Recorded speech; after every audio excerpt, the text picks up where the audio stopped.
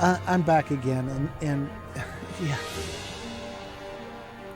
I got some things to say. Okay, this happened. I was taking a course, the teaching company, on the American Dream. And this book by Hunter S. Thompson, very famous book, Fear and Loathing in Las Vegas, it came up as part of the course. And I take those courses kind of casually. Sometimes if I get more serious, I'll listen to them over and over again. But it's not like I'm writing down notes and everything. But I know that this was a book talking about these guys and the American Dream. Right? Now, I was like, okay. When I took that course, I was like, I've been seeing so many iconic images. This Fear and Loathing in Las Vegas, the famous distorted image, and supposedly there's a film and all this stuff. I don't have time for all that. But I appreciate that it's significant somehow to American culture. So I put it on the list of things I need to do, which is read the Fear and Loathing in Las Vegas. So I searched for it online with Emule. My God, it has had so profound an influence, this American Dream, Fear and Loathing in Las Vegas,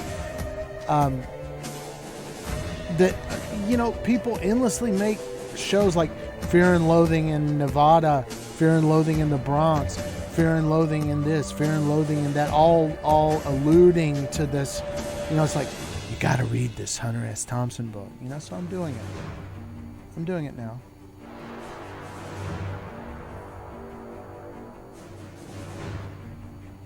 I don't like it. I don't like it.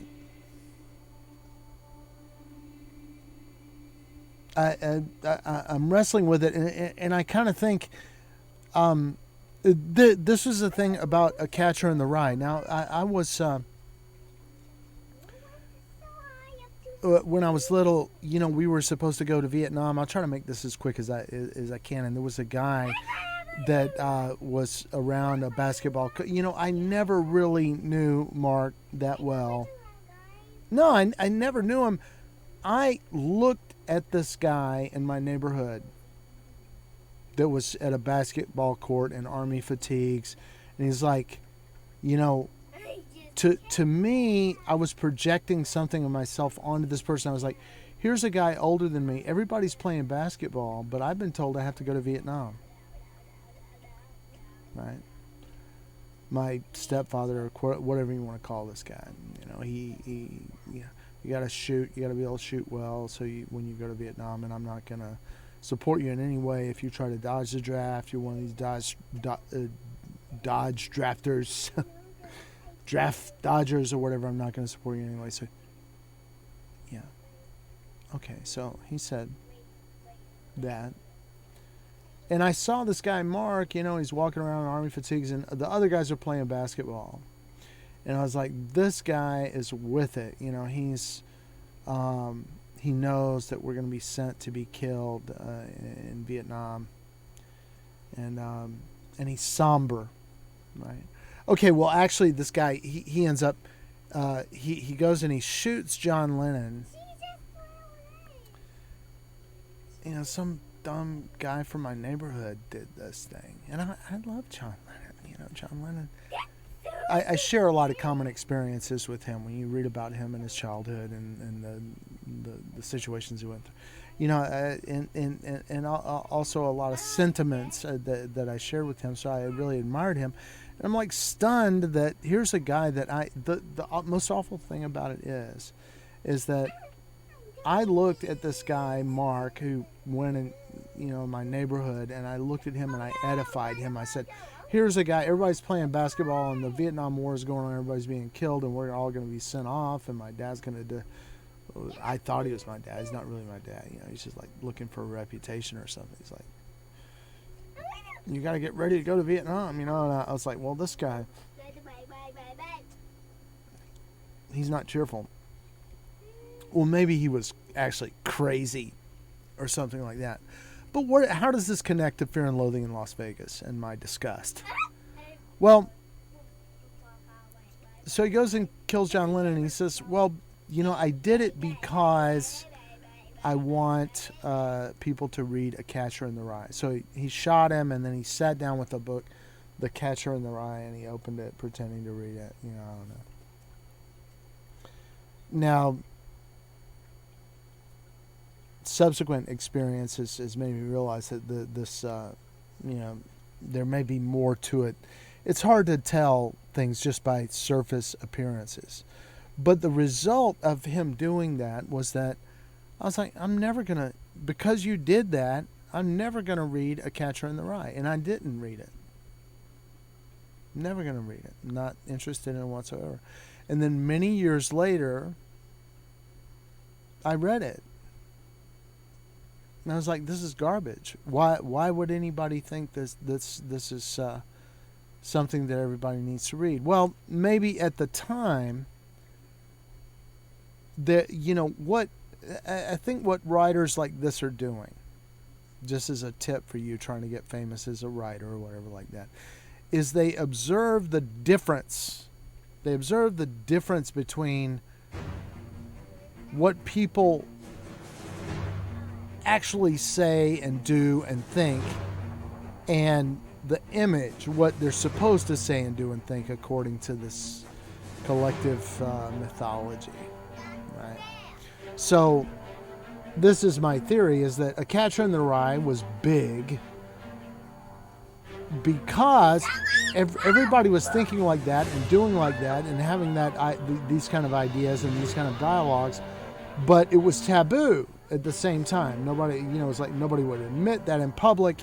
It's Leave It to Beaver, June Cleaver, Ward, Wally.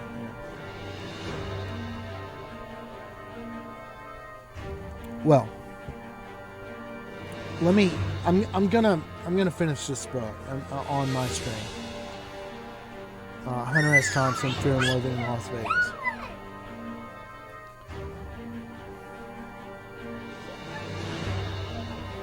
But I do find it disturbing that this piece of trash, somebody, listen, I could be wrong. By all means, tell me. Right? But these guys are just messed up. Pure hedonistic consumer. Maybe it reflects what America is, what America really is. Something we need to think about it. Maybe that's why it's so iconic or something like that. I don't know, but it's been almost unendurable. I sat for several hours listening to it this morning. I'm going to continue it in a moment. But I don't like it.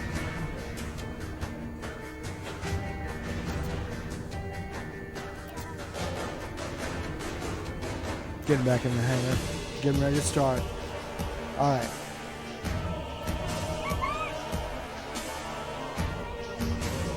Ladies and gentlemen, get ready. We're getting ready for the continuation. Let's try to make it to the end. Fear and Loathing in Las Vegas. 1500 in the main ballroom of the Dunes Hotel. Far up in front of the room, barely visible from the rear, the executive director of the National District Attorneys Association, a middle-aged, well-groomed, successful GOP businessman type named Edward Healy was opening their National Institute on Narcotics and Dangerous Drugs. His remarks reached us by way of a big, low-fidelity speaker mounted on a steel pole in our corner.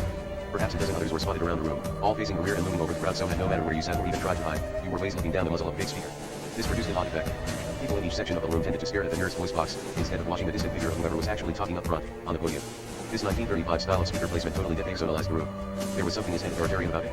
Whoever set up that system was probably some kind of sheriff's auxiliary technician on leave from Toronto Theatre in the Zizek talks about this in The Voice, on Pervert's Guide to Cinema. It's worth looking at. Festival in rural Washington, where a dozen stone broke freaks from the Seattle Liberation Front had assembled a sound SYS-10 that carried every small note of an acoustic guitar, even a cough or the sound of glue dropping on the stage, to have deaf acid victims huddled under bushes a half mile away. But the best technicians available to the National DOS Convention in Vegas apparently couldn't handle it. Their sound system looked like something Ulysses S. Grant might have triggered up to address his troops during the siege of Vicksburg. The voices from up front crackled with a noisy, high-pitched urgency, and the delay was just enough to keep the words disconcertingly out of phase with the speaker's guest tours. We must come to terms with the drug culture in this country.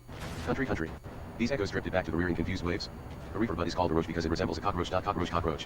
What the fuck are these people talking about? My attorney whispered. You'd have to be crazy on acid to think a joint looked like a goddamn cockroach. I shrugged. It was clear that we stumbled into a prehistoric gathering.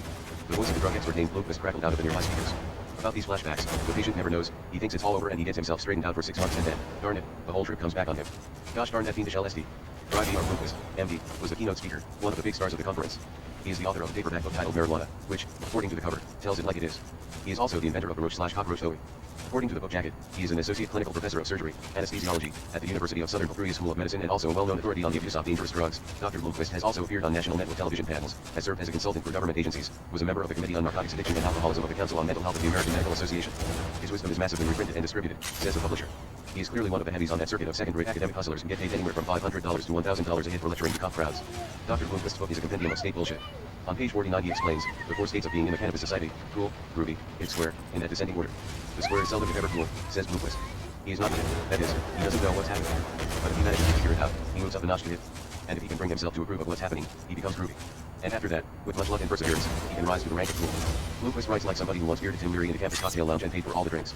And it was probably somebody like Leary who told him, with a straight face, that sunglasses are known in the drug culture as T-shades. This is the kind of dangerous gibberish that used to be posted, in the form of mimeograph bulletins, in police department locker rooms.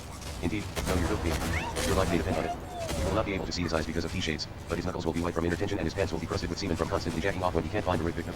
He will stagger and babble in question. He will not respect your patch. The dope fiend fears nothing. He will attack, for no reason, with every weapon at his command, including yours. Keyword. Any officer apprehending a suspected marijuana addict should use all necessary force him daily. 1 stitch in time, on him, will usually save 9 on you. Good luck. The chief. Indeed. Luck is always important, especially in Las Vegas, and ours was getting worse.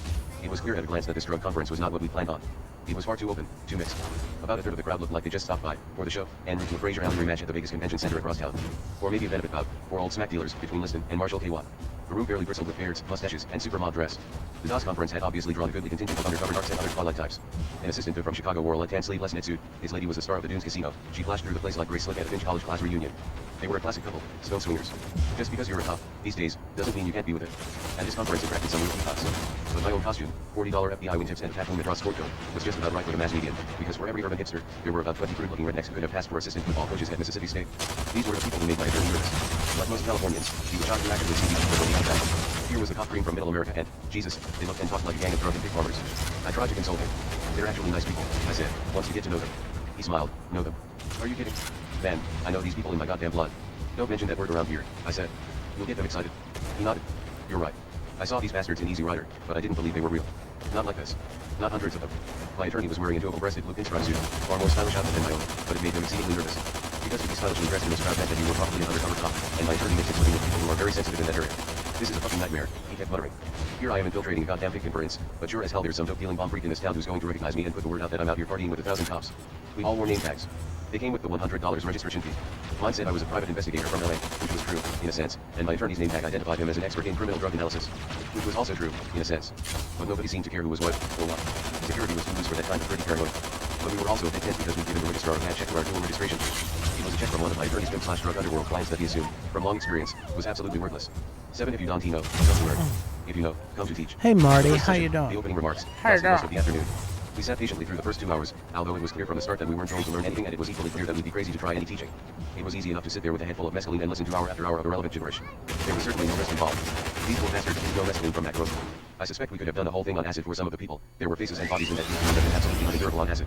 Besides the 344-pound police chief from Waco, Texas, necking openly with his 290-pound wife, or whatever woman he had with him, when the lights were turned off for a dope film was just barely tolerable on mescaline, which is mainly sensual/surface drug that exaggerates reality, instead of altering it, but with head full of acid, the sight of 2 fantastically obese human beings far gone in a public group while 1,000 cops all around them watched a movie about the dangers of marijuana would not be emotionally acceptable.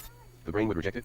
The medulla would attempt to close itself off from the signals it was getting from the frontal lobes, and the middle brain, meanwhile, would be trying desperately to put a different interpretation on the scene, before passing it back to the medulla and the risk of physical action. Acid is a relatively complex drug, in its effects, while mescaline is pretty simple and straightforward, but in a scene like this, the difference was academic. There was simply no call, at this conference, for anything but a massive consumption of downers, reds, grass, and booze, because the whole program had apparently been set up by people who had been in a second all stupor since 1964. Here were more than 1,000 top-level cops telling each other we must come to terms with the drug culture, but they had no idea where to start. They couldn't even find a goddamn thing. There were rumors in the hallways that maybe the mafia was behind it. Or perhaps the Beatles. At one point somebody in the audience asked B. Blomquist if he thought Margaret Mead's strange behavior, of late, might possibly be explained by private marijuana addiction. I really don't know, B. Blomquist replied. But at her age, if she did smoke grass, she'd have one hell of a trip. The audience roared with laughter at this remark. My attorney leaned over to whisper that he was leaving. I'll be down in the casino, he said. I know a hell of a lot better ways to waste my time than listening to this bullshit. He stood up, knocking his ashtray off the arm of his chair, and plunged down the aisle toward the door. The seats were not arranged for random movement. People tried to make a path for him, but there was no room to move. Watch yourself, somebody shouted as he dueled over them. Fuck you, he snarled. Down in front, somebody else yelled. By now he was almost to the door. I have to get out, he shouted. I don't belong here.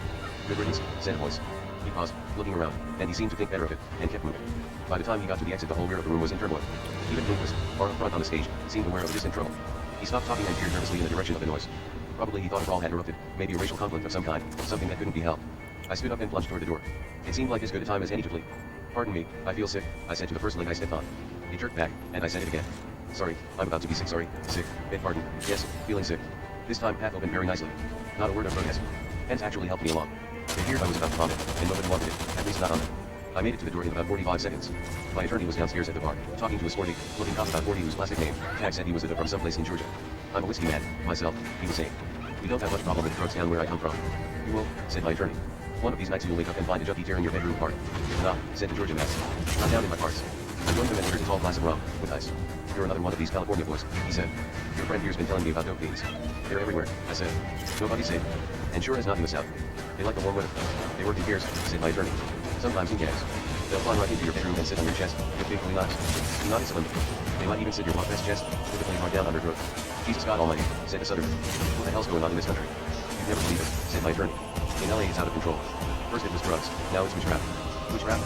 Shit, you can't mean it. Read the newspapers, I said. Man, you don't know trouble until you have to face down a bunch of these acts sound crazy for human sacrifice. Nah, he said.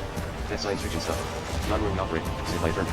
Hell, in Malibu alone, these goddamn same worshippers kill 6 or 8 people every day. He paused to sip his drink. And all they want is the blood, he continued. They'll take people right off the street if they have to. He nodded. Hell, yes. Just the other day we had a case where they grabbed a girl right out of a McDonald's hamburger stand. She was a waitress. About 16 years old with a lot of people watching. What did they, said our friend. What did they do to her? He seemed very agitated by what he was hearing. Do, said my attorney. Jesus Christ, man. They chopped her goddamn head off right there in the parking lot. Then they cut all kinds of holes in her and sucked out the blood. God Almighty. The Georgia man exclaimed. And nobody did anything. What could they do? I said. The guy that took the head was about 6'7" and maybe 300 pounds. He was packing 2 Lugers, and the others had M16s. They were all veterans. The big guy used to be a major in the Marines, said my attorney. We know where he lives, but we can't get near the house. Nah. Our friend shouted. Not a major. He wanted the pineal gland, I said. That's how he got so big. When he quit the Marines he was just a little guy. Zero my god, said our friend. That's horrible. It happens every day, said my attorney. Usually it's whole families. During the night. Most of them don't even wake up until they feel their heads going, and then, of course, it's too late. The bartender had stopped to listen. I'd been watching him. His expression was not calm. 3 more rums, I said. With plenty of ice, and maybe a handful of long shots. He nodded, but I could see that his mind was not on his work. He was staring at our name tags. Are you guys with that police convention upstairs? He said finally. We sure are, my friend, said the Georgian man with a big smile. The bartender shook his head sadly. I thought so, he said. I never heard that kind of talk at this bar before. Jesus Christ. How do you guys stand that kind of work? My attorney smiled at him. You like it, he said. It's groovy. The bartender drew back. His face was a mask of repugnance. What's wrong with you? I said. Hell, somebody has to do it. He stared at me for a moment, and turned away. Hurry up with those drinks, said my attorney. We're thirsty. He laughed and rolled his eyes as the bartender glanced back at him. Only 2 rums, he said. Make mine a Bloody Mary. The bartender seemed to stiffen, but our Georgia friend didn't notice. His mind was somewhere else. Hell, I really hate to hear this, he said quietly. Because everything that happens in California seems to get down our way, sooner or later. Mostly Atlanta, but I guess that was back when the goddamn bastards were peaceful. It used to be that all we had to do was keep them under surveillance. They didn't roam around much. He shrugged. But now, Jesus, nobody's safe. They could turn up anywhere. You're right, said my attorney. We learned that in California. You remember where Manson turned up, don't you? Right out in the middle of Death Valley. He had a whole army of sex fiends out there. We only got our hands on a few. Most of the crew got away, just ran off across the sand dives, like big lizards, and every one of them stark naked, except for the weapons. They'll turn up everywhere, pretty soon. Boy said. And let us hope we'll be ready for them. The Georgia man whacked his fist on the bar. But we can't just lock ourselves in the house and be prisoners, he exclaimed. We don't even know who these people are. How do you recognize them? You can't, my attorney replied. The only way to do it is to take the bull by the horns, go to the mat with this scum. What do you mean by that? He asked. You know what I mean, said my attorney. We've done it before, and we can damn well do it again. Cut their goddamn heads off, I said. Every one of them. That's what we're doing in California. What? Sure, said my attorney. It's all on the QT, but everybody who matters is with us all the way down the line. God. I had no idea it was that bad out there, said our friend. We keep it quiet, I said. It's not the kind of thing you to talk about upstairs, for instance. Not with the press around. Our man agreed. Hell no, he said. We'd never hear the goddamn end of it. Dobermans don't talk, I said. What? Sometimes it's easier to just rip out the backstraps, said attorney. They'll fight like hell if you try to take the eye without dogs. God Almighty. We left him at the bar, swirling the ice in his drink and not smiling. He was worried about whether or not to tell his wife it. She'd never understand, he muttered. You know women are. I nodded. My attorney was already gone, scurrying through of slot machines toward the front door. I said goodbye and, warning him not to say anything about Woodham.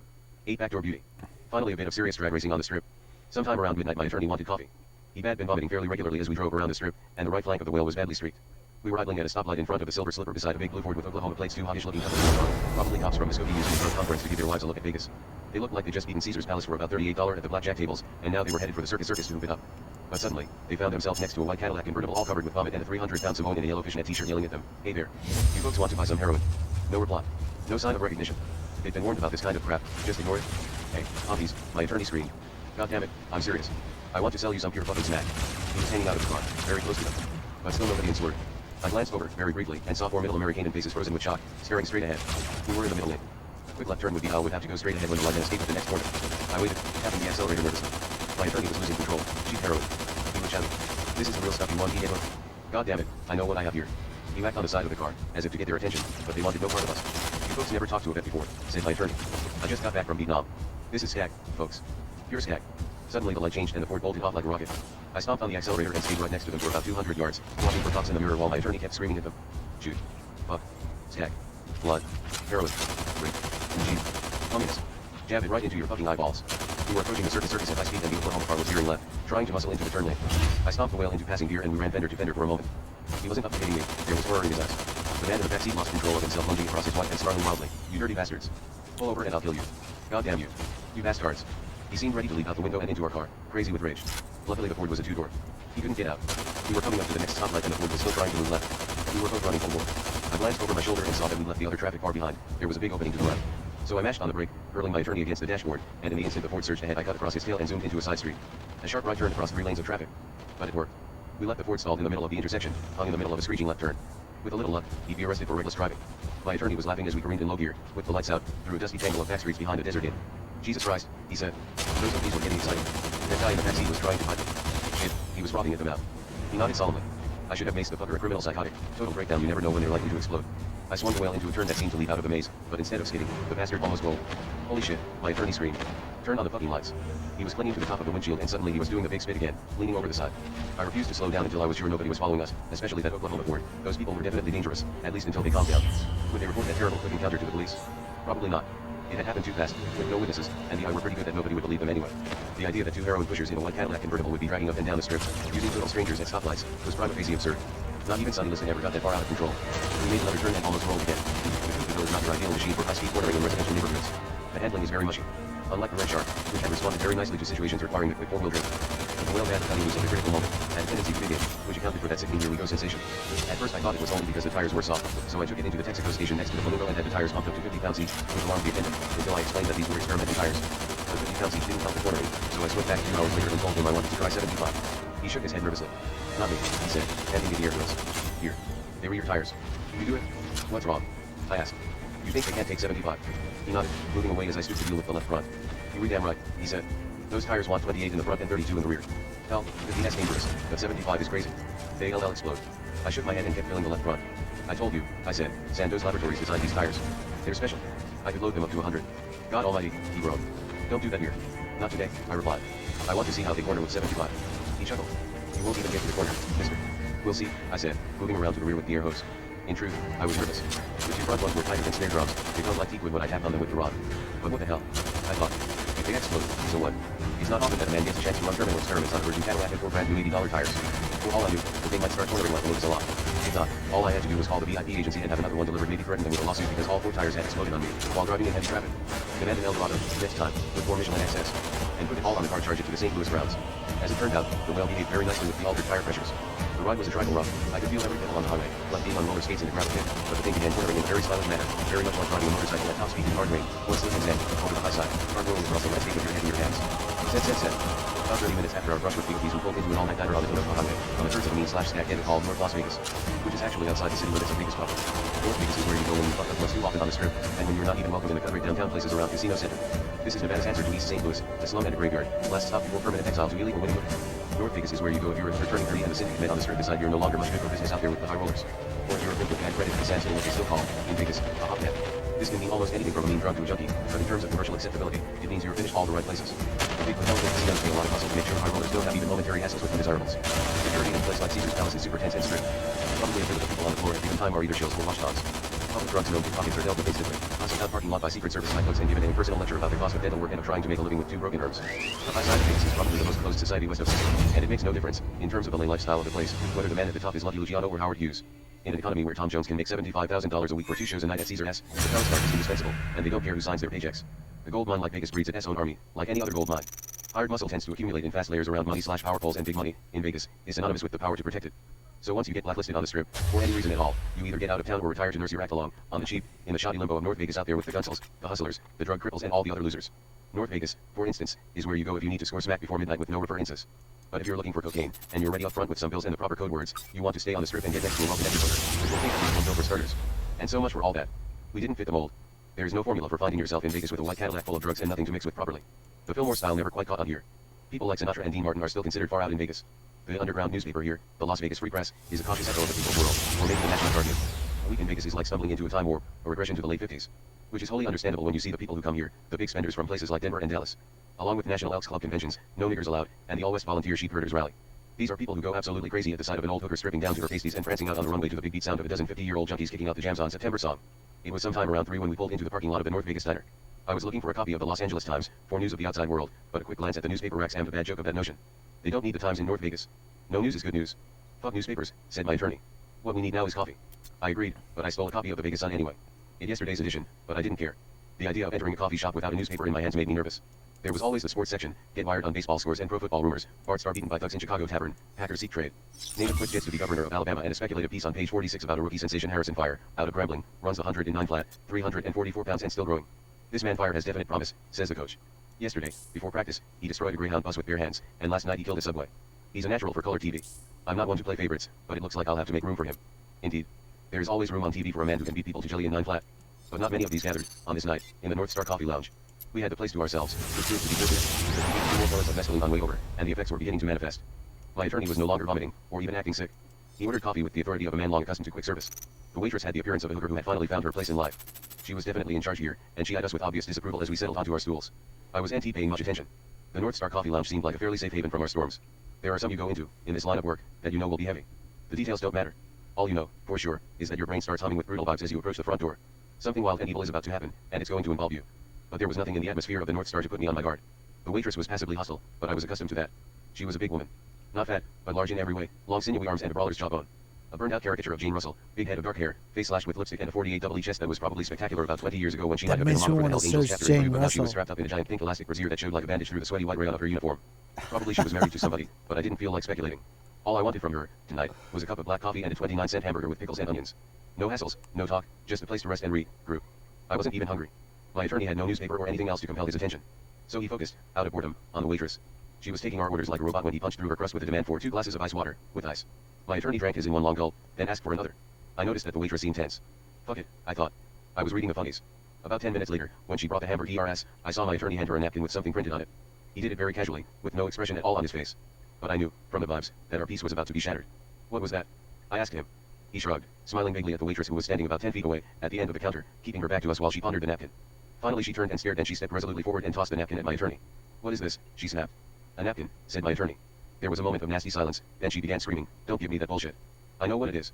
You goddamn fat pimp bastard. My attorney picked up the napkin, looked at what he'd written, then dropped it back on the counter. That's the name of a horse I used to own, he said calmly. What's wrong with you? You son of a bitch, she screamed. I take a lot of shit in place, but I sure as hell don't have to take it off a spick pimp. Jesus. I thought. What's happening? I was watching the woman's hands, hoping she wouldn't pick up anything sharp and heavy. I picked up the napkin and read what the bastard printed on it, in careful red letters, Backdoor Beauty. The question mark was emphasized. The woman was screaming again, pay your bill and get hell out. You want me to call the cops? I reached for my wallet, but my attorney was already on feet, never taking his eyes off the woman. Then he reached under his shirt, not into his pocket, coming up suddenly with the Gerber Mini Magnum, a nasty silver blade that the waitress seemed to understand instantly. She froze, her eyes fixed wildly on the blade. My attorney, watching her, moved about 6 feet down the aisle and the receiver off the hook of the payphone. What is it, He sliced dear? it off, I'm and brought the online. receiver back to his stool and sat down. The waitress didn't move. Yeah. I was stupid with shock, not whether to run or start laughing. How much is that lemon meringue pie? My attorney's voice was casual, as if he had just wandered into and was debating what to order. 35 cents, the woman blurted. Her eyes were turgid with fear, but her brain was apparently functioning on some basic motor survival level. This My is attorney an laughed. intense I mean the whole book. pie, he said. She moaned. Yeah, My attorney put a bill on the I counter. have to reflect. Let's say it's $5, he said. Think Okay. about it. She nodded, still frozen, watching my attorney as he walked around the counter and got the pie out of the display case. I prepared to leave. The waitress was clearly in shock. The sight of the blade, jerked out in the heat of an argument, had apparently triggered bad memories. The glazed look in her eyes said her throat had been cut.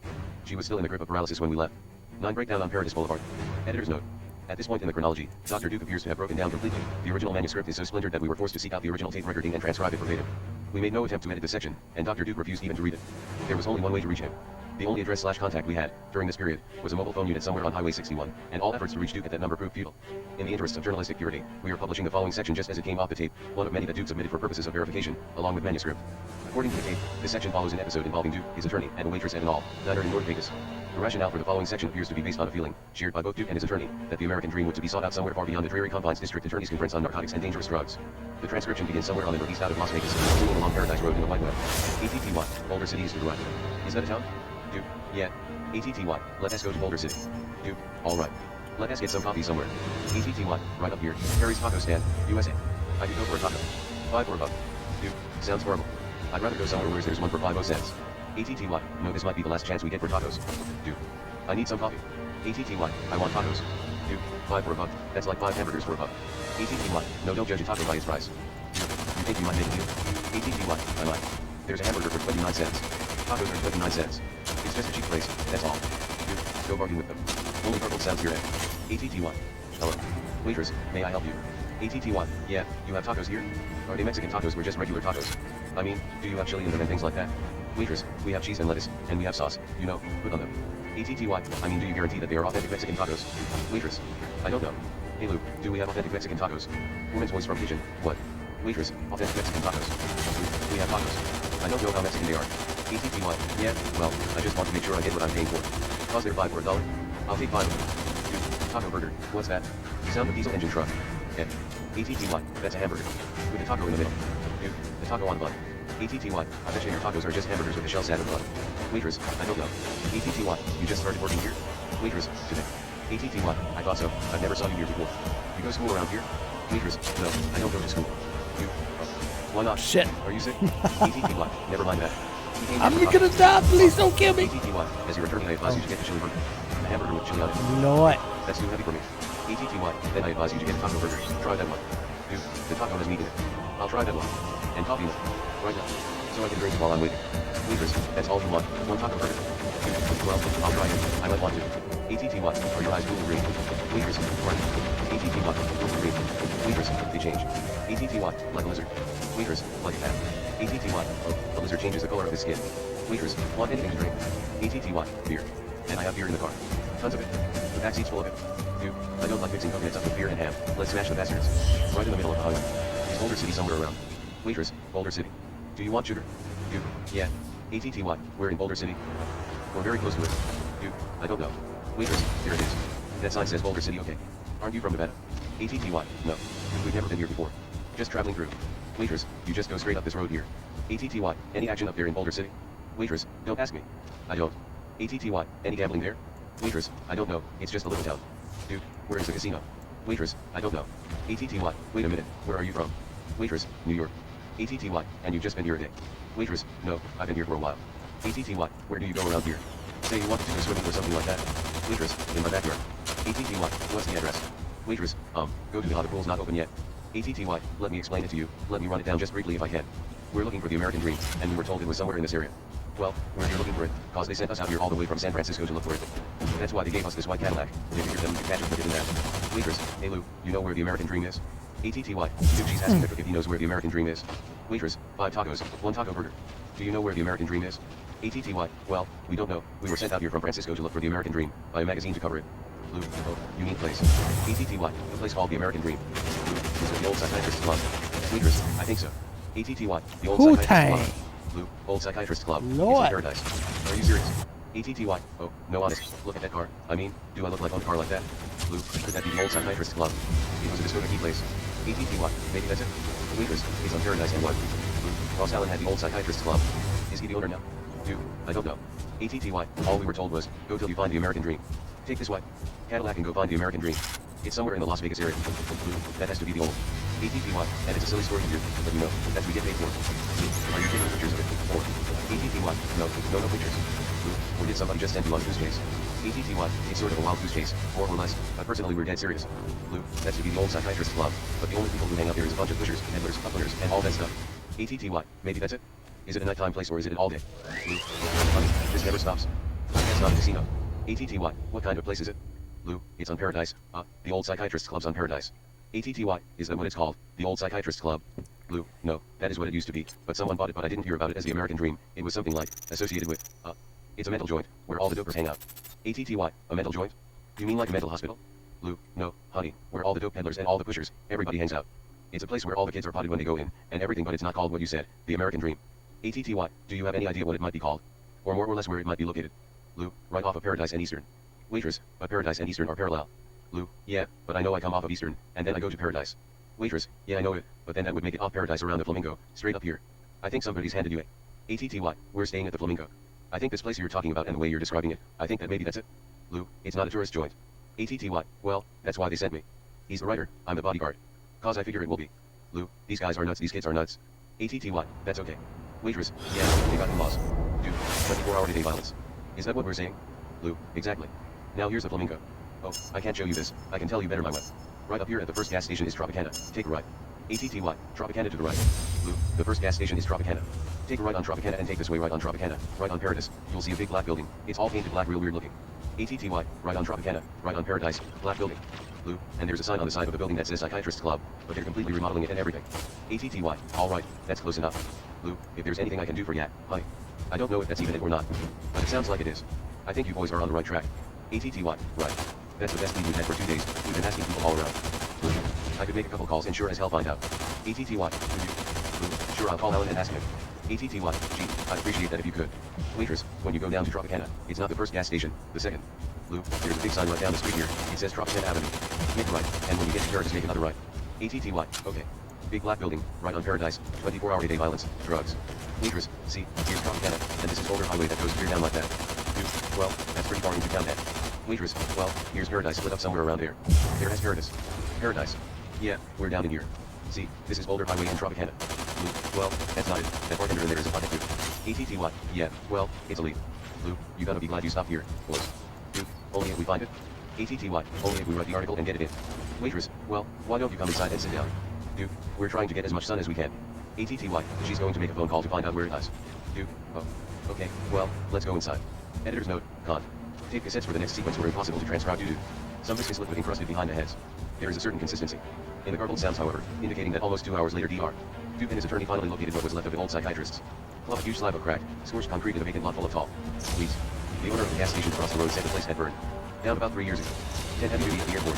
Ugly Freudian flashback. No, it has too many. Don T. tried it. My attorney left at dawn. We almost missed the first flight to LA because I couldn't find the airport. It was less than 30 minutes from the hotel. I was sure of that. So we left the Flamingo at exactly 7:30, but for some reason we failed to make the turn off the stoplight in front of the Tropicana. We kept going straight ahead on the freeway that parallels the main airport runway, but on the opposite from the terminal, and there is no way to get across legally. God damn it. We're lost. My attorney was shouting. What are we doing out here on this godforsaken road? The airport is right over there. He pointed hysterically across the tundra.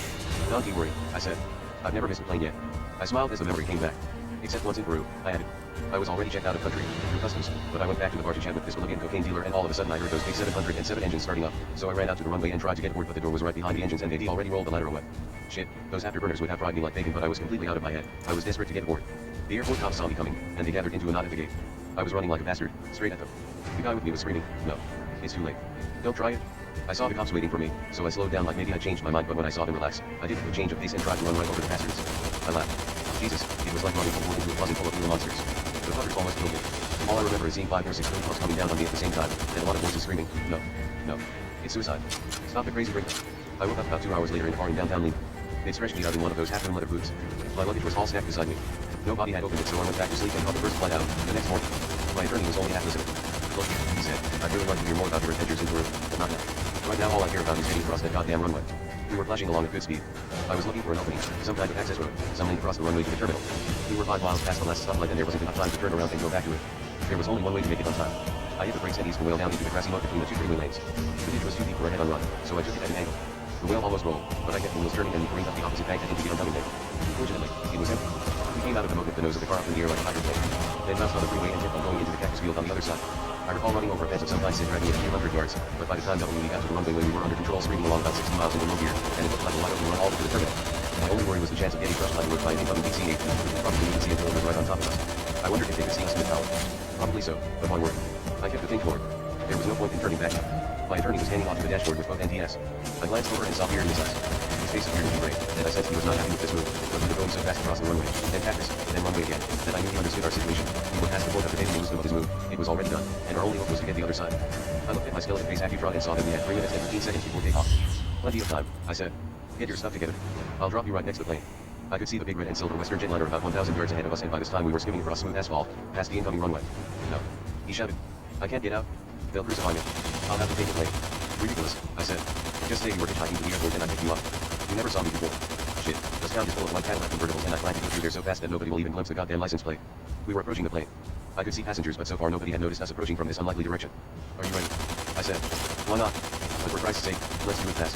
He was scanning the loading area, and he pointed, over there. He said, drop me behind that big van. Just pull in B and I'll jump out where they can't see me, then you can make a run for it. I nodded. So far, we had all the room we needed. No sign of alarm or pursuit. I wondered if maybe this kind of thing happened all the time in Vegas, cars full of late-arriving passengers screeching desperately across the runway, dropping off wild eyes bones, clutching mysterious canvas bags, and would sprint off the planes at the last possible second and then roar off into the sunrise. Maybe so, I thought. Maybe this kind of thing is standard procedure in this town.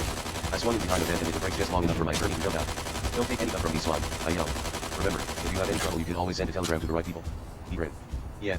Explaining my position, he said. Some asshole wrote a poem about that once. It's probably good advice, if you have shit for brains. He waved me off. Right, I said, moving out. I'd already spotted a break in the big hurricane fence and now, with the whale in low gear, I went for it. Nobody seemed to be chasing me. I couldn't understand it. I glanced in the mirror and saw my attorney climbing into the plane. No sign of a struggle, and then I was through the gate and out into the early morning traffic on Paradise Road. I took a fast right on Russell, then left onto Maryland Parkway, and suddenly I was cruising in warm and unlikely one past the campus of the University of Las Vegas. No tension on these faces. I stopped at a red light and got lost, for a moment, in a sunburst of flesh in the crosswalk. Fine sinewy thighs, pink mini skirts, ripe young nipples, sleeveless blouses, long sweeps of blonde hair, pink lips, and blue eyes, all the hallmarks of a dangerously innocent culture. I was tempted to pull over and start bubbling obscene entreaties. Hey, sweetie, let's you and me get weird. Jump into this hot dog caddy and we yell out, flash over to my suite at the Flamingo, load up on either and behave like wild animals in my private, kidney-shaped pool. Sure we will, I thought. But by this time I was far down the parkway, easing into the turn lane for a left at Flamingo Road. Back to the hotel, the gate stopped. There was every reason to believe I was heading for trouble, that I'd pushed my luck a bit far. I've abused every rule Vegas lived by, burning locals, abusing the tourists, terrifying the hell. The only hope now, I felt, was the possibility that we'd gone to such success, with our gig, that nobody in a position to bring the hammer down on us could possibly believe it. Particularly not since we'd signed in with the police conference. When you bring an act into this town, you want something in the second. Don't waste any time with shots and misdemeanors. Go straight for the jugular. Get right into felonies. The mentality of Las Vegas is so grossly atavistic that a really massive crime often slips by unrecognized. One of my neighbors recently spent a week in the Vegas jail for vagrancy. He's about 20 years old, long hair, Levi jacket, knapsack, an out front drifter, a straight road person. Totally harmless, he just wanders around the country looking whatever it was that we all thought we'd nailed down in the 60s, sort of an early Bob Zimmerman trip. On a trip from Chicago to LA, he got curious about Vegas and decided to have a look at it. Just passing through, strolling and digging the sights on the strip, no hurry, why rush? He was standing on a street corner near the Circus, watching the multicolored fountain, when the cop cruiser pulled up. Wham. Straight to jail. No phone call, no lawyer, no charge. They put me in the car and took me down to the station. He said. They took me into a big room full of people to take off all my clothes before they booked me. I was standing in front of a big desk, about 6 feet tall, with a cop sitting behind it and looking down at me like some kind of medieval judge. The room was full of people. Maybe a dozen prisoners, twice that many cops, and about 10 police women. You had to walk out in the middle of the room, then take everything out of your pockets and put it up on the desk and then strip naked with everybody watching you. I only had about $20, and the fine for vagrancy was $25, so they put me over on a bench with the PEOPLE who were going to jail. Nobody hassled me. It was like an assembly line. The two guys right behind me were long hairs. Acid people. They'd been picked up for vagrancy, too. But when they started emptying their pockets, the whole room freaked. Between them, they had $130,000, mostly in big bills. The cops couldn't believe it. These guys just kept pulling out wads of money and dumping it up there on the desk, both of them naked and kind of hunched over, not saying anything. The cops went crazy when they saw all that money. They started whispering to each other, shit, there was no way they could hold these guys for vagrancy. He laughed. So they charged them with suspicion of evasion of income taxes. They took us all to jail, and these two guys were just about nuts. They were dealers, of course, and they had their stash back in their hotel room, so they had to get out before the cops found out where they were staying. They offered one of the guards $100 to go out and get the best lawyer in town, and about 20 minutes later there he was, yelling about habeas corpus and that kind of shit hell. I tried to talk to him myself, but this guy had a one-track mind. I told him I could make bail and even pay him something if they'd let me call my father in Chicago, but he was too busy hustling for these other guys. About 2 hours later he came back with a guard and said let's go. They were out. One of the guys had told me, while they were waiting, that it was going to cost them $30,000, and I guess it did, but what the hell? That's cheap, compared to what would have happened if they hadn't got themselves sprung. They finally let me send a telegram to my old man and he wired me $125, but it took 7 or 8 days. I am not sure how long I was in there, because the place didn't have any windows and they fed us every 12 hours. You lose track of time when you can't see the sun. They had 75 guys in each cell, big rooms with a bowl out in the middle. They gave you a pallet when came in, and you slept wherever you wanted. The guy next to me had been in there for 30 years, for robbing a gas station. When I finally got out, the cop on the desk took another $25 out of what my father sent me, on top of what I owed for the vagrancy fine. What could I say? He just took it. Then he gave me the other $75 and said they had a cab waiting for me outside, for the ride to the airport, and when I got in the cab the driver said, we're not making any stops, fella, and you'd better not move until we get to the terminal. I didn't move a goddamn muscle. He'd have shot me. I'm sure of that. I went straight to the plane and I didn't say a word to anybody until I knew we were out of Nevada. Man, it's one place I'll never go back to. 11 fraud. Larceny. Rape. A brutal connection with the Alice from room service. I was brooding on this tale as I eased the white whale into Flamingo parking lot 50. Buck spent a week in jail for standing on a corner and acting curious. Jesus, what kind of incredible penalties would they spew out on me? I thought the various charges, but in skeleton, legal and reform, they didn't seem so bad. Rape. We could surely beat that one. I've never even coveted the goddamn girl, much. I put my hands on her flesh. Fraud. Larson. I could always offer to settle. Hey Hawk. Say I was sent out here by Sports Illustrated and then drag the time. Inc. lawyers. Into a nightmare lawsuit. Tie them up for years with a blizzard of writs and appeals. Attach all their assets in places like Juneau and Houston, and constantly file for change. Then use Tito, no, and Aruba keep the thing moving, run them in circles. Force them into conflict with the accounting department. Timesheet for underage dodge. Chief counsel. Item $44,066.12. Special outlay. Julie. We pursued the defendant, Ardu, throughout the Western Hemisphere and finally brought him to day in a village on the north shore of the island known as Culebra in the Caribbean, where his attorney obtained a ruling that all further proceedings should be conducted in the language of the Carib tribe.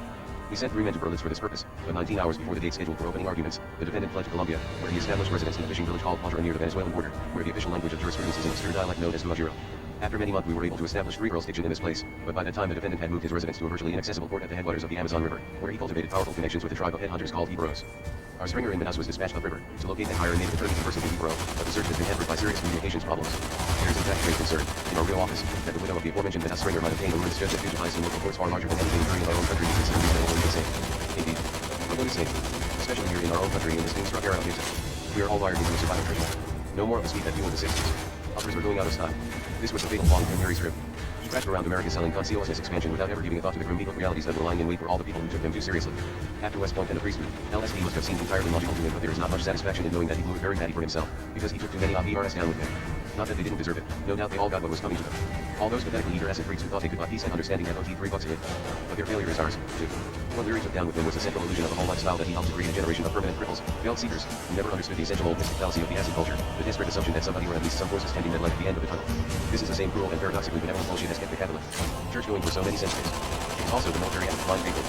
Some higher and lighter authority. The Pope, in general, the Prime Minister, all this. Way up to God. One of the crucial moments of the 60s came on that day when the Beatles passed their rock into the regime. He was left alone going to the Vatican to assist the Pope's ring. First Brutus. Then, when that didn't work, back to Jesus. And now, following Matt's conservative/instinct lead, a whole new wave of plant.com gods like Mel Levin, Fuller Avatar, and what's his name who runs Spirit and Flesh. Archer never quite got the hang of it, but whenever I W how close he was to how breakthrough. They included in 1965, at the Oakland-Berkeley line, when they acted on Rogers' hard hat, Convoss instincts and attacked the front ranks of an anti-war march. This proved to be an historic schism in the then rising tide of the youth movement of the 60s. It was the first open break between the greasers and the long hairs, and the importance of that break can be read in the history of SDS, which eventually destroyed in the doomed effort to reconcile the interests of the working class biker/dropout types and the upper/mid-Berkeley/student activists. Nobody involved in that scene, at the time, could possibly have foreseen the implications of the Ginsburg/Kessie failure to persuade the Hells Angels to join forces with the radical left from Berkeley. The final split came at Altamont, 4 years later, but by that time it had long been clear to everybody except a handful of rock industry dopers and the national press. The orgy of violence at Altamont merely dramatized the problem. The realities were already fixed, the illness was understood to be terminal, and the energies of the movement were long since aggressively dissipated by the rush to self-preservation. This terrible gibberish. Through memories and bad flashbacks, moving up through the time/fog of Stanton Street, no solace for refugees, no point in looking back. The question, as always, is now. I was slumped on my bed in the Flamingo, feeling dangerously out of phase with my surroundings. Something ugly was about to happen. I was sure of it. The room looked like the site of some disastrous zoological experiment involving whiskey and gorillas. The 10-foot mirror was shattered, but still hanging together, bad evidence of that afternoon when my attorney ran amok with the coconut hammer, smashing mirror and all the light bulbs. We replaced the lights in the package of bread and two Christmas tree lights from Safeway, but there was no hope of saving the mirror. My attorney's bed looked like a burnt rat's nest. Fire had consumed the top half, and the rest a massive wire and charred stuffing. Luckily, the maids hadn't come near the room since that awful confrontation on Tuesday. I'd been asleep when the maid came in that morning. We'd forgotten to hang out the do not disturb sign, so she wandered into the room and startled my attorney, who kneeling, stark naked, in the closet, vomiting into a shoe thinking he was actually in the bathroom, and then suddenly looking up to see a woman with a face like Rooney staring down at him, unable to speak, trembling with fear and confusion. She was holding that mop like an axe handle, he said, so I came out of the closet and kind of running, crouched, vomiting, and hit her right at the knees. It was pure instinct. I thought she was ready to kill me, and then she screamed. That's when I put the ice bag on her mouth. I remembered that scream, one of the most terrifying sounds I'd ever heard. I woke up and saw my attorney grappling desperately on the floor right next to my bed with what appeared to be an old woman. The room was full of electric noise. The TV set, hissing at top volume on a non-existent channel. I could barely hear the woman's cries as she struggled to get the ice bag away from her face, but she was no match for my attorney's naked form, and he finally managed to put her in the corner behind the TV set, clapping his hands on her throat while she battled on. Please. I am only a maid, I did, and mean anyway. I was out of bed in a flash, grabbing my wallet and waving the gold to the Smith Benevolent Association press badge in front of her face. You're under arrest. I shouted. No, she will. I just wanted to clean up. My attorney got to his feet, breathing heavily. She must have used the passkey, he said. I was polishing my shoes in the closet when I noticed her sneaking in, so I took her. He was trembling, feeling vomit off his chin, and I could see at a glance that he understood the gravity of the situation. Our behavior, this time, had gone far past the boundaries of private kinkiness. Here we were, both naked, staring down at a terrified old woman, a hotel employee, stretched out on the floor of our suite in a paroxysm of fear and hysteria. She would have to be dealt with. What made you do it? I asked her. Who paid you off? Nobody, she wailed. I'm a maid. You're lying, shouted my attorney. You were after the evidence. Who put you up to this? The manager. I work for the hotel, she said. All I do is clean up the rooms. I turned to my attorney. This means they know what we have, I said. So they sent this poor old woman up here to steal it? No, she yelled. I don't know what you're talking about. Bullshit, said my attorney. You're just as much a part of it as they are. Part of what? I said. You must know what's going on in this hotel. Why do you think we're here? She stared at us, trying to speak but only blubbering. I know you're cops, she said finally. But I thought you were just here for that convention. I swear. All I wanted to do was clean up your room. I don't know anything about dope. My attorney laughed. Come on, baby. Don't try to tell us you never heard of the Grange Foreman. No, she yelled. No. I swear to Jesus I never heard of that stuff. My attorney seemed to think for a moment, then he leaned to help the old lady to her feet. Maybe she's telling that he said to me. Maybe she's not part of it. No. I swear I'm not, she howled. Well, I said. In that case, maybe we won't have to put her away, maybe she can. Help. Yes, she said eagerly. I'll help you all you need. I hate dope. So do we, lady, I said. I think we should put her on the payroll, said my attorney. Have her checked out. Then line her up for a big one each month, depending on what she comes up with. The old woman's face had changed markedly. She no longer seemed disturbed to find herself chatting with two naked men, one of whom had tried to strangle her just a few moments earlier. Do you think you could handle it? I asked her. What? One phone call every day, said my attorney. Just tell us what you've seen. He patted her on the shoulder. Don't worry if it doesn't add up. That's our problem. She grinned. You pay me for that. You're damn right, I said. But the first time you say anything about this, to anybody, you'll go straight to prison for the rest of your life. She nodded. I'll help any way that I can, she said. But who should I call? Don't you worry, said my attorney. What's your name? Alice. She said. Just ring Linen Service and ask for Alice. ULL be contacted, I said. It'll take about a week. But keep your eyes open and try to act normal. Can you do that? Oh, yes sir. She said. Will I see you gentlemen again? She grinned sheepishly. After this, I mean. No, said my attorney. They sent us down from Carson City. You'll be contacted by Inspector Rock. Arthur Rock. He'll be posing as a politician, but you won't have any trouble recognizing him. She seemed to be shuddering nervously. What's wrong? I said. Is there something you haven't told us? Oh no, she said quickly. I was just wondering, who's going to pay me? Inspector Rock will take care of that, I said. It'll all be in cash, $1,000 on the 9th of every month. Oh Lord, she exclaimed. I'd do just about anything for that. You and a lot of other people, said my attorney. You'd be surprised who we have on the payroll, right here in the same hotel. She looked stricken. Would I know them? Probably, I said. But they're all undercover. The only way you'll ever know is if something really serious happens and one of them has to contact you in public. The password. What is it? She asked. One hand washes the other, I said. The minute you hear that, you say, I fear nothing. That way, they'll know you. She nodded, repeating the code several times, while we listened to make sure she had it right. Okay, said my attorney. That's it for now. We probably won't be seeing you again until the hammer comes down. ULL be better off ignoring us until we leave. Dante bothered to make up the room. Just a left pile of towels and soap outside the door, exactly at midnight. He smiled. That way, we won't have to risk another one of these little incidents, will we? She moved towards the door. Whatever you say, gentlemen. I can't tell you how sorry I am about what happened, but it was only because I didn't realize. My attorney ushered her out. We understand, he said, but it's all over now. Thank God for the decent people. She smiled as she closed the door behind her. She nodded, repeating the code several times, while we listened to make sure she had it right. Okay, said my attorney. That's it for now. We probably won't be seeing you again until the hammer comes down. You'll be better off ignoring us until we leave. Don't bother to make up the room. Just leave a pile of towels and soap outside the door, exactly at midnight. I smiled. That way, we won't have to risk another one of these little incidents, will we? 12 returned to the circus. Looking for the 8 to hell with the American dream. Almost 72 hours had passed since that strange encounter, and no maid had set foot in the room. I wondered what Alice had told them. We had seen her once, trundling a laundry cart across the parking area as we rolled up with the whale, but we offered no sign of recognition, and she seemed to understand. But it couldn't last much longer. The room was full of used towels. They were hanging everywhere. The bathroom floor was about 6 inches deep with soap bars, vomit, and grapefruit rinds, mixed with broken glass. I had to put my boots on every I went in there to piss. The nap of the bottled gray rug was so thick with marijuana seeds that it appeared to be turning green. The general back alley ambience of the suite was so rotten, so incredibly calm, that I figured I could probably get away with claiming it was some kind of blind slice exhibit that would be brought down from 8th Street to show cops from other parts of the country how deep into filth and degeneracy the drug people will sink, and left to their own devices. But what kind of addict would need all these coconut husks and crushed honeydew rinds? Would the presence of junkies account for all these uneaten french fries? These bottles of glazed cats upon the bureau? Maybe so. But then why all this booze? And these crude pornographic photos, ripped out of pulp magazines like Doors of Sweden and Fugees in the Casbah, that were plastered on the broken mirror with smears of mustard that had dried to a hard yellow crust, and all these signs of violence, these strange red and blue bulbs and shards of broken glass embedded in the wall plaster. No, these were not the blueprints of your normal, not fearing junkie. It was far too aggressive. There was evidence, in this room, of excessive consumption of almost every type of drug known to civilized man since 1544 AD. It could only be explained as a montage, a sort of exaggerated medical exhibit, put together very carefully to show what might happen if 22 serious drug felons, each with a different addiction, were penned up together in the same room for 5 days and nights, without relief. Indeed. But of course that would never happen in real life, gentlemen. We just put this thing together for demonstration purposes. Suddenly the phone was ringing, jerking me out of my fantasy sleep. I looked at it. Ryan. Jesus. Is this it? I could almost hear the short voice of the manager, Mr. Bean, saying the police were on their way up to my room and would I please not shoot through the door when they began kicking it down. Ryan. No, they wouldn't call first. Once they decided to take me, they would probably set an ambush in the elevator, first base, and again swarm. It would come with no warning. So I picked up the phone. It was my friend Bruce Innes, calling from the circus. He had located the man who wanted to sell the ape I'd been inquiring about. The price was $750. What kind of a breed are we dealing with here? I said. Last night it was 400.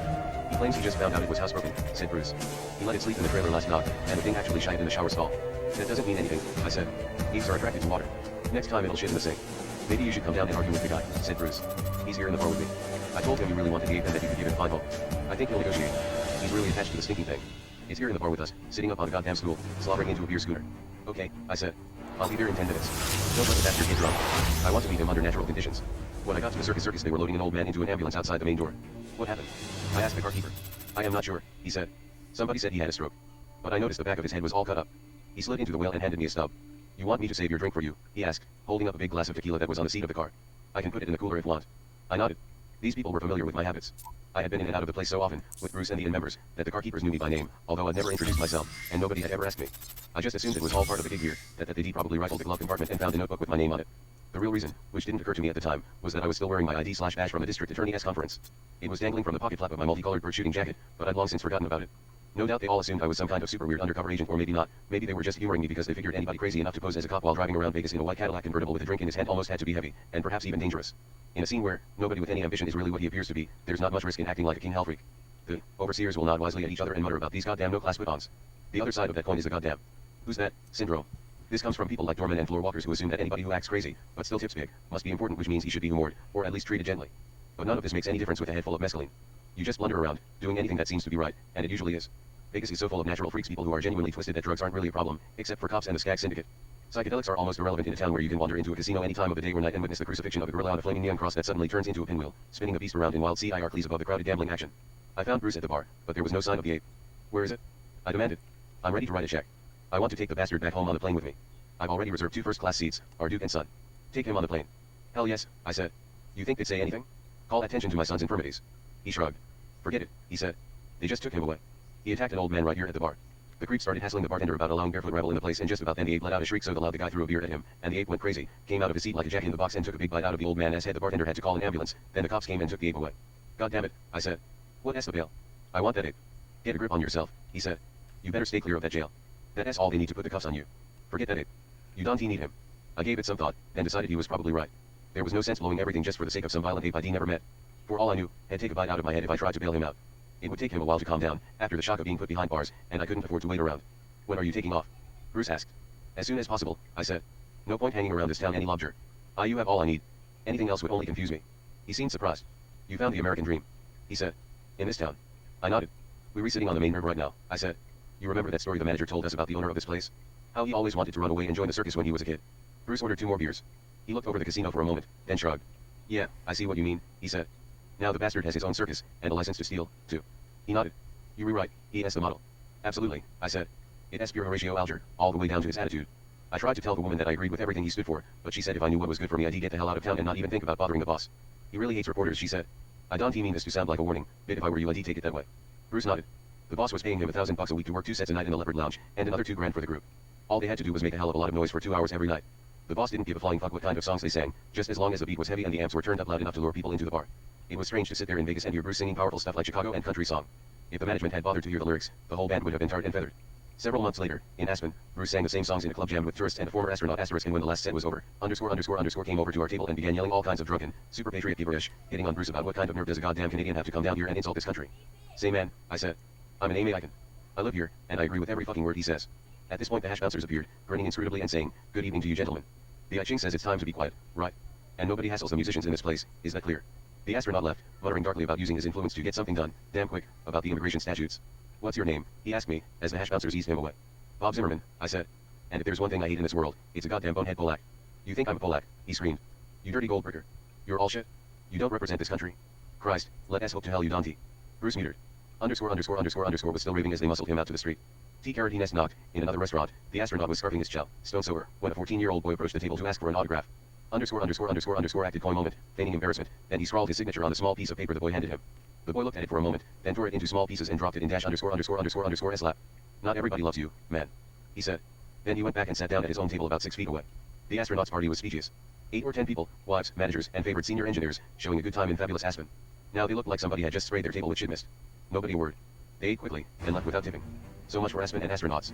_ would never have kind of trouble in Las Vegas. A little bit of this town goes a very long way. After 5 in Vegas you feel like you've been here for 5 years. Some people say they like it, but then some people like Nixon, too. He would have made a perfect mayor for this town, with John Mitchell as sheriff and Agnew as master of sewers. 13 End of the road. Death of the whale. Soaking sweats in the airport. When I tried to sit down at the baccarat table the bouncers the arm on me. You don't belong here, one of them said quietly. Let's go outside. Why not? I said. They took me out to the front entrance and signaled for the whale to be brought up. "Where's your friend?" they asked, while we waited. "What friend?" "The big spick." "Look," I said. "I'm a doctor of journalism. You'd never be hanging around this place with a goddamn spick." They laughed. "Then what about this?" they said. And they confronted me with a big photograph of me and my attorney at a table in a floating bar. I shrugged. "That's not me," I said.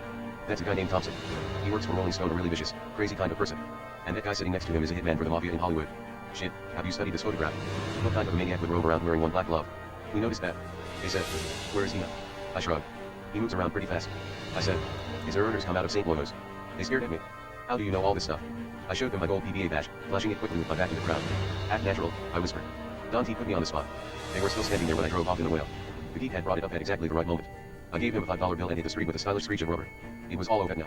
I drove across to the Flamingo and loaded all my luggage into the car. I tried to put the top up, for privacy, but something was wrong with the motor. The generator light had been on, fiery red, ever since I'd driven the thing into Lake Mead on a water test. A quick run along the dashboard disclosed that every circuit in the car was totally fucked. Nothing worked. Not even the headlights, and when I hit the air conditioner button I heard a nasty explosion under the hood. The top was jammed about halfway up, but I decided to try for the airport. If this goddamn junker wouldn't run right, I could always abandon it and call a cab. To hell with this garbage from Detroit. They shouldn't be allowed to get away with it. The sun was coming up when I got to the airport. I left the whale in the VIP parking lot. A kid about 15 years old checked it in, but I refused to answer his questions. He was very excited about the overall condition of the vehicle. "Holy God," he kept shouting. "How did this happen?" He kept moving around the car, pointing at various dents, hurts and crushed places. "I know," I said. "They beat the shit out of it. This is a terrible goddamn town for driving around in convertibles." The worst time was right out on the boulevard in front of the Sahara. You know that corner where all the junkies hang out? Jesus, I couldn't believe it when they all went crazy at once. The kid was none too bright. His face had gone blank early on, and now has seemed in a state of mute fear. "Don't you worry," I said. "I am insured." I showed him the contract, pointing to the small print clause where it said I was insured against all damages, for only $2 a day. The kid was still nodding when I fled. I felt a bit guilty about leaving him to deal with the car. There was no way to explain the massive damage. It was finished, correct, no doubt. Under normal circumstances I would have been seized and arrested when L tried to turn it in, but not at this of the morning, with only this kid to deal with. I was, all, a VIP. Otherwise, they would never have chartered the car to me in the first place. Let the chickens come home to roost, I thought as I hurried into the airport. It was still too early to act normal, so I hunkered down in the coffee shop behind the LA Times. Somewhere down the corridor a jukebox was playing One Took Over the Line. I listened for a moment, but my nerve ends no longer receptive. The only song I might have been to relate to, at that point, was Mr. Tambourine. Or maybe Memphis Blues again. Oh, Mom. Did this really be the end? My plane left at 8, which meant I had 2 hours to kill. Feeling desperately visible. There was no doubt in my mind they were looking for me. The net was closing down, only a matter of time before they ran me down like some kind of rabid animal. I checked all my luggage through the chute. All but the satchel, which was full of drugs. And the .357. Did they have the goddamn metal detector system in this airport? I strolled around to the boarding gate and tried to look casual while I paced the area for black boxes. None were visible. I should take the chance, just sit through the gate with a big smile on my face, mumbling distractedly about a bad slump in the hardware market. Just another failed salesman checking out. Blame it all on that bastard Nixon. Indeed. I decided it might look more natural if I found somebody to chat with, a routine line of small talk between passengers. "How are you, fella? I hear you're probably wondering what make SME sweat like this." "Yeah. Well, goddamn, man. Have you read the newspapers today? You'd never believe what those dirty bastards have done this time." I figured that would cover it. But I couldn't find anybody who looked safe enough to talk to. The whole airport was full of people who looked like they might go for my floating rib if I made a false move. I felt very paranoid, like some kind of criminal skullsucker on the lam from Scotland Yard. Everywhere I looked I saw pigs, because on that morning the Las Vegas airport was full of cops, the mass exodus after the climax of the district attorney's conference. When I finally put this together I felt much better about the health of my own brain. Everything seems to be ready. Are you ready? Ready? Well, why not? This is a heavy day in Vegas. 1,000 cops are checking out of town, scurrying through the airport in groups of 3 and 6. They are heading back home. The drug conference is finished. The airport lounge is humming with mean talking bodies. Short beers and Bloody Marys, here and there a victim of chest rash rubbing Mexan under the armpit straps of a thick shoulder holster. No point hiding this business any longer. Let it all hang out, or at least get some air to it. Yes, thank you kindly. I think I busted a button on my trousers. I hope they don't fall down. You don't want my trousers to fall down now, do you? Fuck no. Not today. NOT right here in the middle of the Las Vegas airport, on this sweaty hard morning at the tail end of this mass meeting on the narcotics and dangerous drugs. When the train come in the station, I looked her in the eye. Grim music in the airport.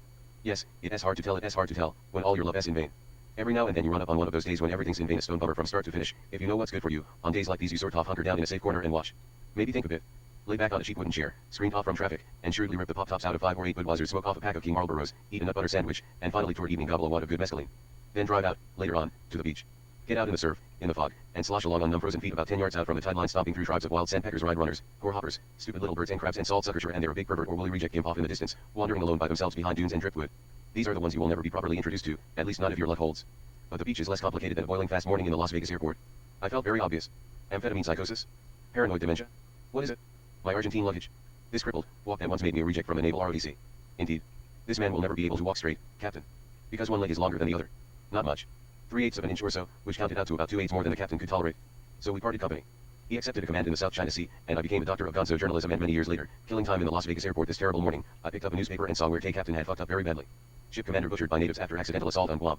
AOP, aboard the USS Crazy Horse, somewhere in the Pacific, September 25. The entire 3485-man crew of this newest American aircraft carrier is in violent mourning today, after 5 crewmen including the captain were diced up like pineapple meat in a brawl with the heroin police at the neutral port of Hongsi. Dr. B. Boer, the ship's chaplain, presided over tense funeral services at dawn on the flight deck. The 4th Fleet Service Choir sang Tom Thumb's Blues and then, while the ship's bells tolled frantically, the remains of the 5 were set afire in the gourd and hurled into the Pacific by a hooded officer known only as the commander. Shortly after the services ended, the crewmen fell to fighting among themselves and all communications with the ship were severed for an indefinite period. Official spokesman at 4th Fleet Headquarters on Guam said the Navy had no comment on the situation, pending the results of a top-level investigation by a team of civilian specialists headed by former New Orleans District Attorney James Harrison. Why bother with newspapers, if this is all they offer? Agnew was right. The press is a gang of cruel faggots.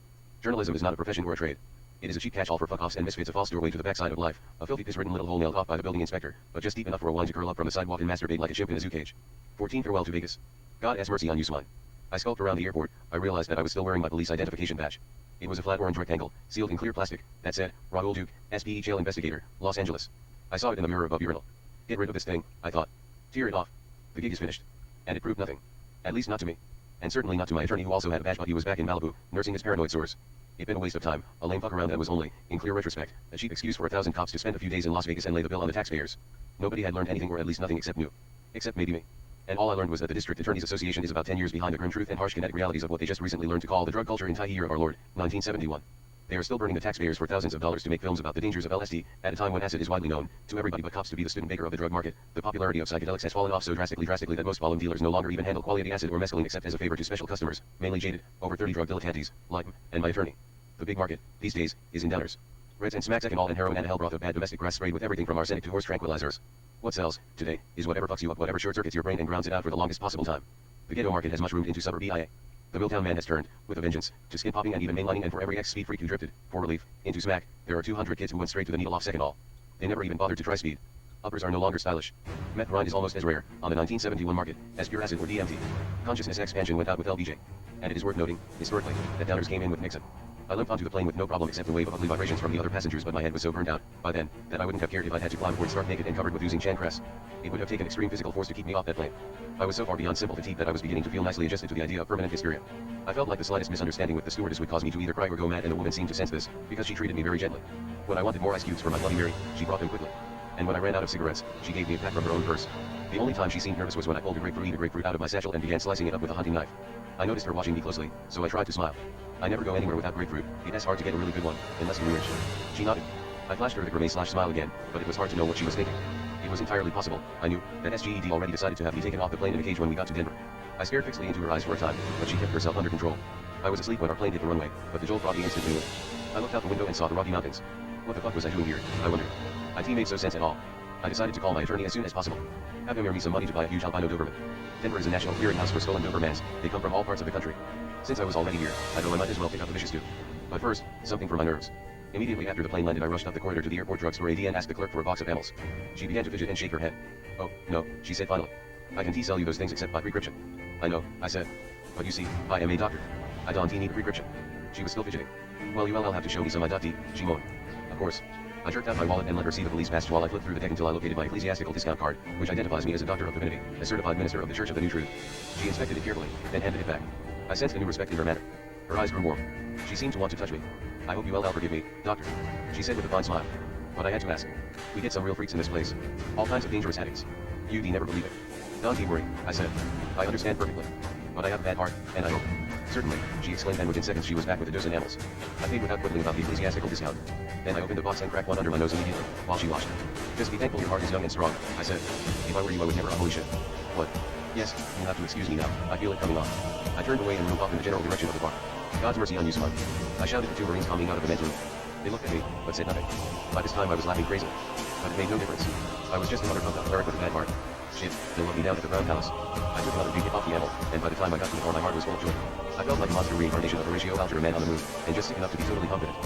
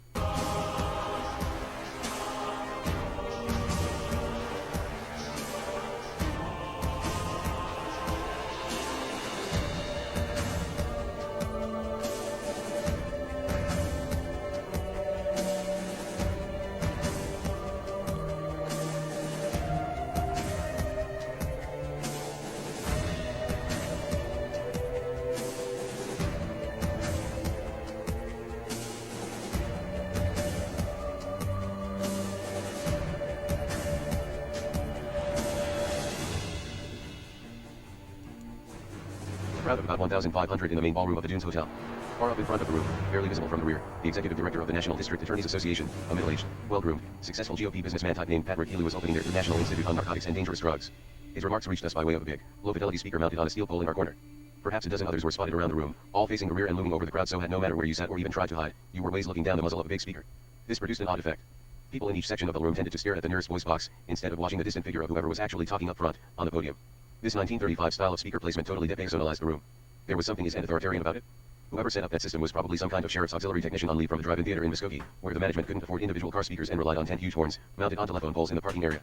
A year earlier I had been to the Sky River Rock Festival in rural Washington, where a dozen Stone Broke freaks from the Seattle Liberation Front had assembled a sound SYS-10 that carried every small note of an acoustic guitar, even a cough or the sound of a boot dropping on the stage, to have deaf acid victims huddled under bushes a half-mile away. But the best technicians available to the National DOS convention in Vegas apparently couldn't handle it. Their sound system looked like something Ulysses S. Grant might have triggered up to it.